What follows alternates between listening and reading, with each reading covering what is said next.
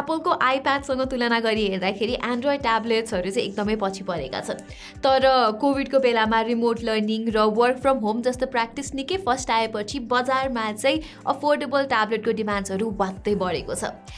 आइप्याड्सहरू चाहिँ जेनरली महँगो हुने अनि त्यसमाथि नेपाल जस्तो मार्केटमा त बजेट आइप्याडको भाउ समेत ओभर प्राइस्ड हुँदाखेरि यो समयमा चाहिँ इनएक्सपेन्सिभ एन्ड्रोइड ट्याब्लेट्सको डिमान्ड एकदमै नै धेरै भएको तपाईँहरूले पाउनुहुन्छ। र यसको फाइदा उठाउँदै बजारमा नयाँ एन्ड्रोइड ट्याब्लेट मेकर्सहरू भित्रिएका छन् भने Xiaomi Pad 5 मार्फत Xiaomiले पनि आफ्नो पुनरागमन गरेको थियो। थ्याङ्कफुली यो ट्याब्लेट चाहिँ नेपाली बजारमा समेत ओफिसियली अवेलेबल छ, जसको 128 GB मोडलको प्राइस चाहिँ 45,000 रुपियाँ छ भने अर्को 256 GB भेरिएन्टलाई चाहिँ 50,000 रुपियाँ पर्न जान्छ। मैले चाहिँ मेरो अनबक्सिङ र इम्प्रेसन्स भिडियोमा यो ट्याब्लेटको बारेमा हल्का फुल्का कुरा चाहिँ गरिसकेको छु र यो भिडियोमा चाहिँ म अलिकति डिटेलमा आफ्नो एक्सपिरियन्सेस सेयर गर्नेछु। सो ढिला नगरिकन आउनुहोस् यो भिडियो सुरु गरौँ है त। ओके, एज युजुअल सुरुमा चाहिँ डिजाइनको कुरा गर्दा मलाई चाहिँ यो ट्याब्लेटको बिल्ड क्वालिटी निकै नै इम्प्रेसिभ लाग्यो। यहाँ अरू प्रिमियम एन्ड्रोइड ट्याब्लेट्सको जस्तो मेटालिक अथवा ग्लास स्यान्डविच डिजाइन नभए तापनि इट डज नट म्याटर, यो प्लास्टिक ब्यागमा चाहिँ म्याट कोटिङ भएको कारणले Xiaomi Pad 5 को ह्यान्ड्स अन फिल एकदमै नै राम्रो छ।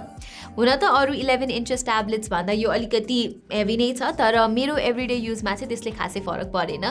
प्लस यसको डिस्प्लेको थिक बेजल्सले गर्दाखेरि चाहिँ एक्सिडेन्टल टचेसहरू जस्तो समस्या पनि आउँदैन। तपाईले यहाँ फ्रेम्सतिर चाहिँ एन्टेना लाइन समेत देख्न सक्नुहुन्छ, बट अनफर्चुनेटली यी वाइफाई र ब्लुटुथ सिग्नल्सको लागि मात्रै हुन्। In other words Xiaomi Pad 5 मा सेलुलर कनेक्टिभिटी चाहिँ छैन। त्यसै गरी यसमा हेडफोन ज्याक, फिङ्गरप्रिन्ट रिडर र SD कार्ड स्लट पनि तपाईँहरूले पाउनु हुँदैन। यो ट्याब्लेटको स्टाइलस र किबोर्ड सपोर्टलाई कन्सिडर गर्ने हो भने चाहिँ यसलाई एउटा प्रोडक्टिभिटी फोकस मसिनको रूपमा पनि डिजाइन गरिएको भनेर बुझ्न सकिन्छ।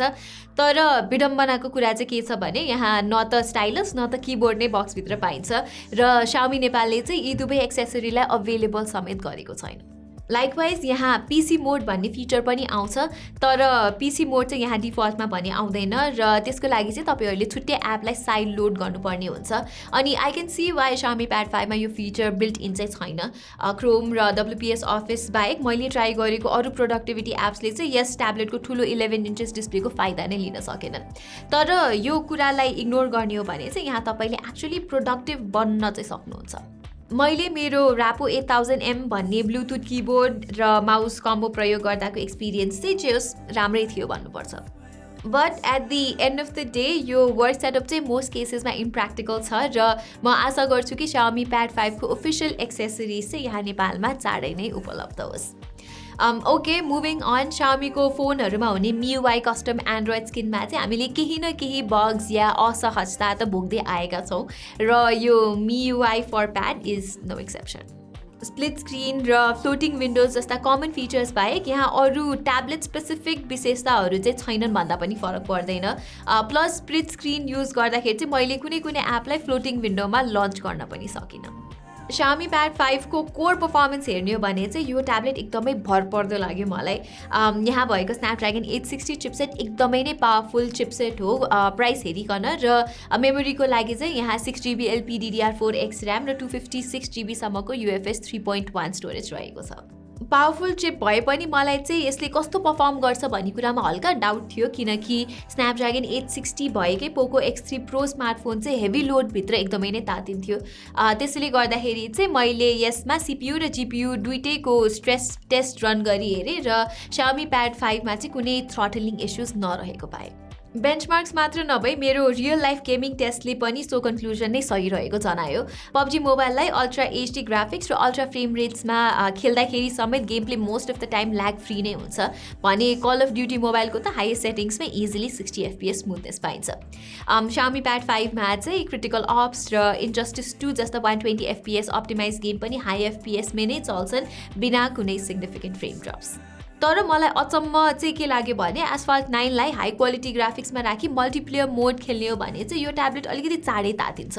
10-15 मिनट भित्रै मैले चाहिँ यसको CPU टेम्परेचर 64 डिग्री सेल्सियस पुगेको नोट गरेँ। यहाँ रेयर क्यामेरा मोड्युलको साइडतिर स्लाइटली हिट भएको पनि महसुस हुन्छ, तर it's really not that big a deal. Okay, excellent performance त भइहाल्यो। Xiaomi Pad 5 को डिस्प्ले पनि निकै नै इम्प्रेसिभ छ। यो 11 इन्चेसको आइपिएस प्यानलमा चाहिँ तपाईँले शार्प 2K रेजोल्युसन पाउनुहुन्छ भने यसको 16:10 एस्पेक्ट रेसियो चाहिँ मिडिया कन्जम्सनको लागि निकै उपयुक्त मानिन्छ। अन टप अफ दिस यसको कलर रिप्रोडक्सन समेत एक्सेप्सनल लाग्यो मलाई। यहाँ DCI-P3 ग्यामेटदेखि लिएर HDR10+ अनि डल्बी भिजन र 10 बिट कलर डेप्थको सपोर्ट छ भने Xiaomi Pad 5 चाहिँ वाइडब्यान्ड L1 सर्टिफाइड पनि छ, विच मिन्स नेटफ्लिक्स र प्राइम भिडियो जस्ता OTT प्लेटफर्म्समा चाहिँ तपाईँले high quality HD video streaming गर्न सक्नुहुन्छ। यसकारण मैले चाहिँ यहाँ डल्बी भिजन प्लेब्याक निकै इन्जोय गरेँ भन्दा it should not come as a surprise. उदाहरणको लागि डेयरडेभिल सिजन 3 को चर्च फाइट सिन अन्तर्गत चाहिँ डार्क एम्बियन्स र ब्राइट रेड लाइटिङ चाहिँ यो ट्याब्लेटमा मजाको देखिन्छ। अब यसमा ओलेड प्यानल जतिको पर्फेक्ट कन्ट्रास्ट त अभियसली नै हुँदैन, तर मैले यतिको राम्रो आइपिएस डिस्प्ले अहिलेसम्म पनि देखेको थिइनँ।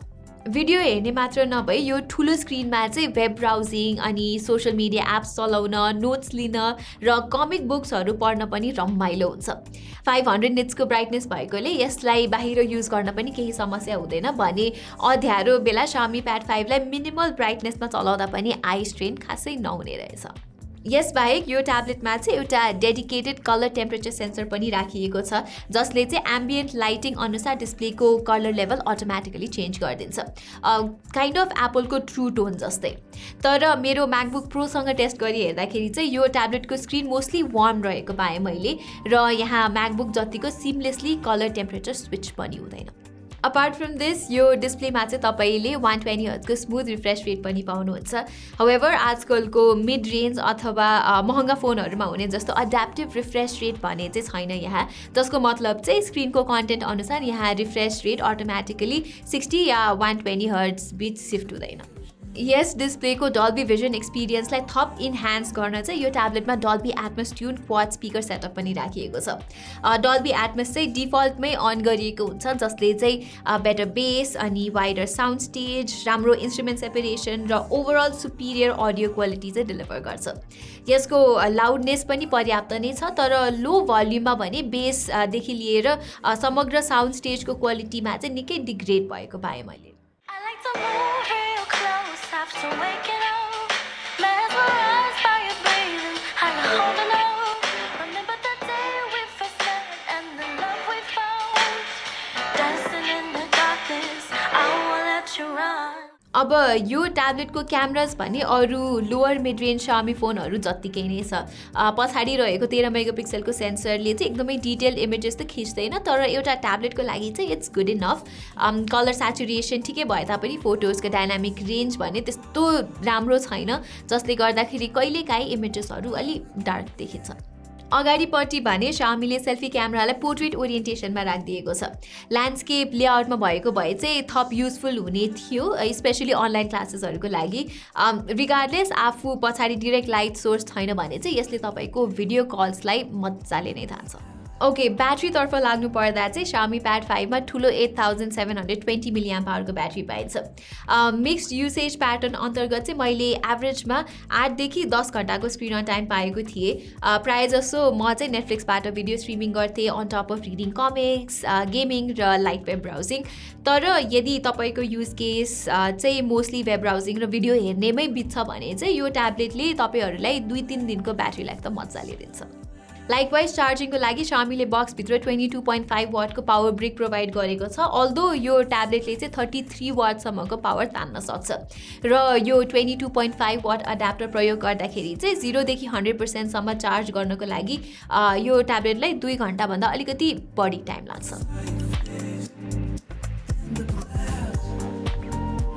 इन कन्क्लुजन Xiaomi Pad 5 को लोभलाग्दो डिजाइन, यसको दामी डिस्प्ले, पावरफुल पर्फर्मेन्स र रिलायबल ब्याट्री इन्ड्युरेन्सले गर्दाखेरि चाहिँ यो एउटा उत्कृष्ट एन्ड्रोइड ट्याब्लेट बन्न जान्छ। र अनेस्टली भन्नुपर्दाखेरि चाहिँ 40 देखि 50 हजार भित्र नेपाली बजारमा खासै अरू कम्पिटेन्ट अल्टरनेटिभ्स पनि छैनन्। अब तपाईँ चाहिँ एउटा प्रोडक्टिभिटी मसिन खोज्दै हुनुहुन्छ भने चाहिँ स्यामसङको galaxy tab S7 FE is a decent option, जसमा चाहिँ 4G सिम कार्ड स्लट छ र S पेन समेत फ्रीमा पाइन्छ। तर यो चाहिँ महँगो पर्नुको साथसाथै यसको चिपसेट त्यतिको पावरफुल पनि छैन। यो प्राइस रेन्जमा चाहिँ A13 बायोनिक चिप र आइप्याड ओएस भएको एप्पलको 9th Gen iPad is a decent option as well.